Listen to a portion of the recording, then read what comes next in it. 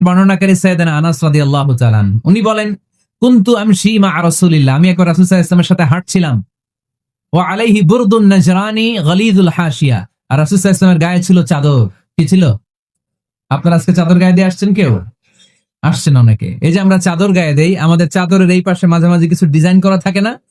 Najran দেশ থেকে নিয়ে আসা বিশ্বনবীর ওই চাদরের এইখানে খসখসে ডিজাইন ছিল। তো আল্লাহ রাসূল যখন চাদর গায়ে দেয়া, ওই বেদুইন যখন চাদর টান দিয়েছে, ওই খসখসে ডিজাইন আল্লাহ রাসূল সাল্লাল্লাহু আলাইহি ওয়াসাল্লামের ধারের চামড়া ছিঁড়ে ফেলেছে। আসছিল ভিক্ষা করতে, বেদুইন আসছে কি করতে?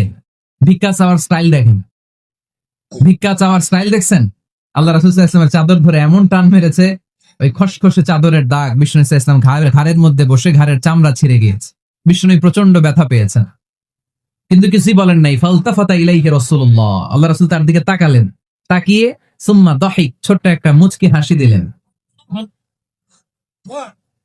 মুচকি হাসি দিলেন, ভিক্ষা করতে আসছে, চাদর ধরে টান মেরা ঘাড়ের চামড়া ছিঁড়ে ফেলছে, আর বলতে শুরু করছে, ইয়া মুহাম্মদ মুরলি মিন মালিল্লাহ, আল্লাহর যে সম্পদ আছে বাইতুল মালের সম্পদ থেকে আমার কিছু দাও, আমার কিচ্ছু নাই। আল্লাহ রাসূল সাল্লাল্লাহু আলাইহি ওয়াসাল্লাম ফাদাহিক, একটা মুচকি হাসি দিলেন, দিয়ে সে যা চেয়েছে তার হাতে সেটা উঠিয়ে দিলেন। চিল্লায় পড়েন সুবহান। তার মানে আমার নবী সহজে রাখতেন